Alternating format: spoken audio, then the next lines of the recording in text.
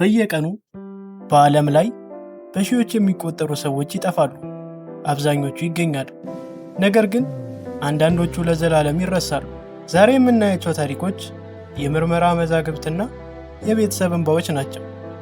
ይህ የሰው ልጅ መጥፋት ከሳይንስ በላይ የሄደ እንቆቅልሽ ነው።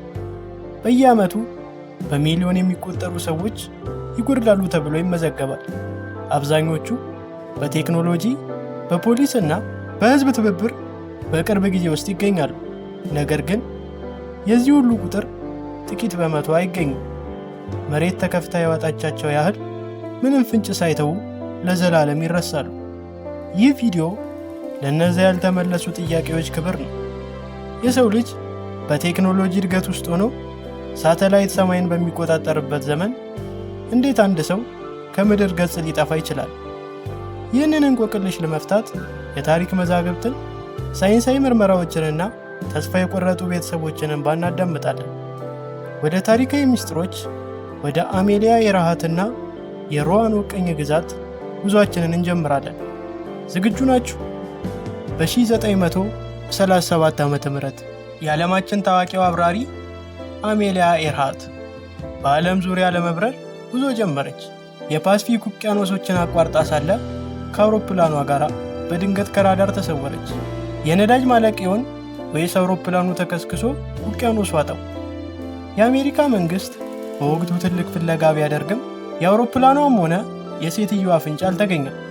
እስከ ዛሬ ድረስም አሜሊያ የት እንደደረሰች የሚያሳይ ምንም አይነት ተጨባጭ ማስረጃ የለም።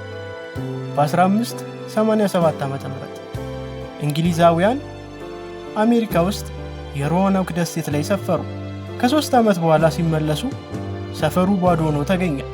ቤቶቹ አሉ፣ ነገር ግን በውስጣቸው አንድም ሰው የለም። ግድግዳው ላይ ክራቶን የሚል ቃል ብቻ ተጽፏል። 115 ሰዎች በድንገት የት ገቡ? በረሃብ አለቁ? በአካባቢው ተወላጆች ተገደሉ? ወይስ በቃ ተሰደዱ? የ16ኛው ክፍለ ዘመን ታላቅ እንቆቅልሽ ሆኖ ቀጥሏል። በ1872 ዓ.ም የማሪያ ሴሌስት የተባለች መርከብ ከአትላንቲክ ውቅያኖስ ላይ ስትገኝ መርከቧ ፍጹም ሰላማዊ ነበረች። ምግብ ጠረጴዛው ላይ አለ። ዕቃዎች ቦታቸውን የጠበቁ ናቸው። ነገር ግን መርከበኞቹ የለም። ምንም አይነት የትግልም ምልክት የለም። ምንም አይነት የአደጋ ምልክትም የለም። መርከቡ ራሱ በጥሩ ሁኔታ ላይ ነበር። ታዲያ 8 ሰዎችና አንድ ሕፃን ልጅ እንዴት መርከብ ላይ ሆነው በአንድ ጊዜ ሊሰወሩ ሊጠፉ ቻሉ? በ1971 ዓ.ም ዲቢ ኩበር የተባለ ሰው ተሳፋሪ ሆኖ በአውሮፕላን ላይ ተሳፈረ። ብዙ ገንዘብ ካገኘ በኋላ በፓራሹት ከአውሮፕላኑ ዘሎ ተሰወረ። አውሮፕላኑ በከፍተኛ ቁመትና በፍጥነት ላይ ነበር። ከዘለለ በኋላ በሕይወት መትረፉ አጠራጣሪ ነው። ይሁን እንጂ አካሉ አልተገኘም።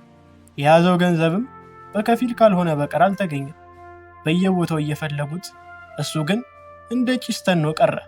ይህ በታሪክ የተመዘገበ ብቸኛው ያልተፈታ የአውሮፕላን ላይ ወንጀል ነው።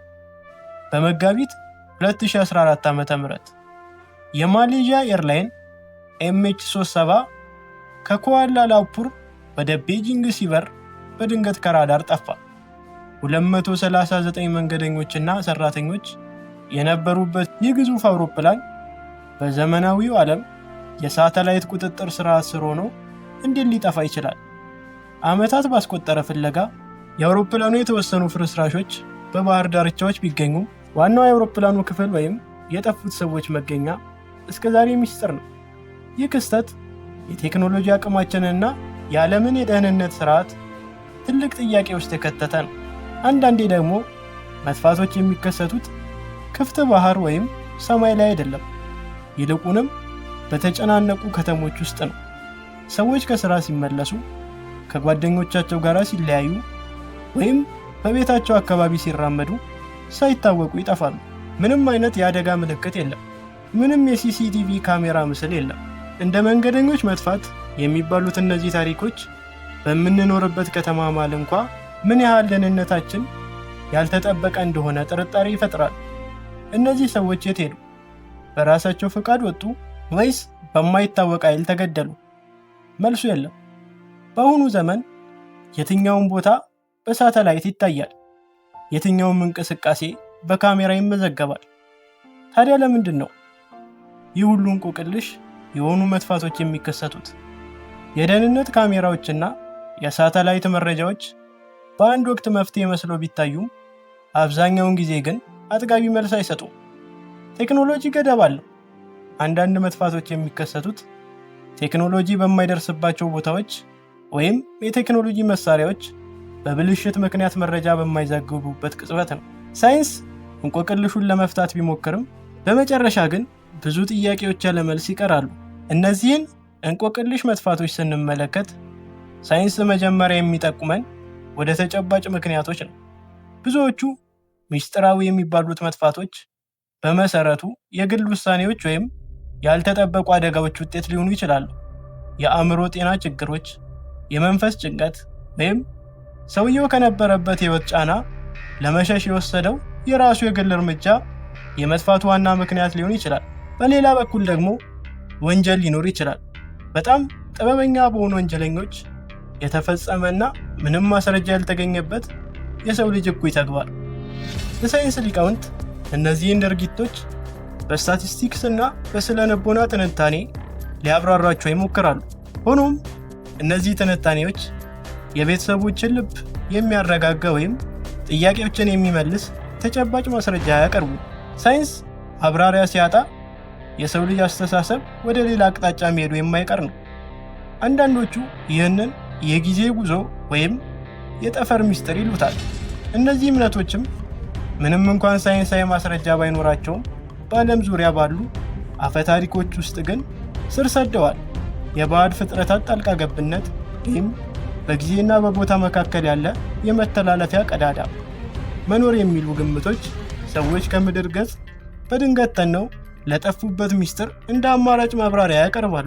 ምንም እንኳን እነዚህ ሐሳቦች እንደ ሳይንሳዊ እውነታ ባይቆጠሩም የሰው ልጅ በማይታወቅ ነገር ላይ ያለውን ፍርሃትና የማወቅ ጉጉት በትክክል ያንጸባርቃል። እነዚህ ሁሉ ግምቶች የጠፉ ሰዎችን ታሪክ በዘላለም እንቆቅልሽ ውስጥ እንዲቀመጡ ያደርጓቸዋል። በዚህ ጉዞ ውስጥ የዓለማችንን ትልልቅና አሳዛኝ ሚስጥሮች አብረን ተመልክተናል። ከአሜሊያ ኤርሃርት ከሰማይ መጥፋት እስከ MH370 እንቆቅልሽ፣ ከማሪያ ሴሌስት ባዶ መርከብ የሮአን ወቀኝ ግዛት መጥፋት ድረስ እያንዳንዱ ታሪክ የራሱ የሆነ ህመም፣ የጉጉትና የጥርጣሬ ገጽታ አለው። የጋራ ነጥቡ ግን አንድ ነው፤ የሰው ልጅ መጥፋት።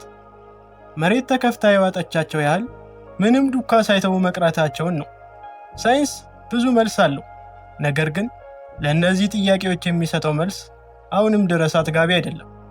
እነዚህን ታሪኮች ስናስታውስ የዓለማችን ምስጢራዊነትና የሰው ልጅ ህይወት ምን ያህል አሳሳቢ እንደሆነ እንገነዘባለን። የሰው ልጅ በቴክኖሎጂው ቢመካም አሁንም ድረስ የምናውቀው እውነታ ከማናውቀው ምስጢር ጋር ሲነጻጸር በጣም ጥቂት ነው። ይህ ሁሉ ምስጢራዊነት አንድ አስፈላጊ ነገር ያስታውሰናል፤ የህይወት ዋጋ። የምንኖርበት ዓለም በአስተማማኝ ሁኔታዎች የተሞላ ቢመስልም በየቀኑ ጥንቃቄ ማድረግ የግድ ነው። ለሚወዷቸው ሰዎች የት እንዳሉ ማሳወቅ፣ በምሽት ስትንቀሳቀሱ ጥንቃቄ ማድረግና ለደህንነቱ አስፈላጊ የሆኑ እርምጃዎችን መውሰድ የእርሱ የመጀመሪያው ግዴታ ነው። እነዚህ ታሪኮች ማስፈራሪያዎች ሳይሆኑ እንደ ትምህርት ሊወሰዱ ይገባል። ቴክኖሎጂ አጋዥ ቢሆንም የሰው ልጅ ግንዛቤና ጥንቃቄ ግን ከምንም በላይ ቅድሚያ የሚሰጠው ነው። የጠፉትን ወገኖቻችንን በማሰብና እነዚያን ያልተመለሱ ጥያቄዎች በማክበር ለራሳችንና ለምንወዳቸው ሰዎች የበለጠ ጥንቃቄ እናደርግ። በመጨረሻም ዓለም ገና ብዙ ምስጢሮች እንዳሏት በማስታወስ ቪዲዮውን እንቋጫለን። ምናልባት ነገ፣ ከነገ ወዲያ ወይም ከዓመታት በኋላ ለእነዚህ እንቆቅልሽ መልስ ይገኝ ይሆናል። እስከዚያው ግን እነዚህ ምስጢሮች መልስ ሊያገኙ ይችላሉ ወይስ ለዘላለም ተሰውረው ይቀራሉ? እናንተስ በዚህ ጉዳይ ላይ ምን ታስባላችሁ? አስተያየታችሁን ኮሜንት ላይ አጋሩ። ይህንን የመሰለ ጥልቅ የምርምርና የምስጢር ጉዞ ከወደዳችሁት አሁኑኑ ቪዲዮውን ላይክ በማድረግ ለሌሎች እንዲደርስ አድርጉ። እንዲሁም እንደዚህ አይነት አጓጊና ምስጢራዊ የሆኑ ታሪኮች በየሳምንቱ እንዲደርሳችሁ ቻናላችንን ሰብስክራይብ በማድረግ የቤተሰባችን አባል ይሁኑ። የደውል ምልክቷን በመጫን አዳዲስ ቪዲዮዎች እንዲደርሷችሁ ይሁኑ። ስላዳመጣችሁንና ስለተከታተላችሁን ከልብ እናመሰግናለን። በሚቀጥለው ምስጢራዊ ታሪክ እስከምንገናኝ ሰላም ቆዩ።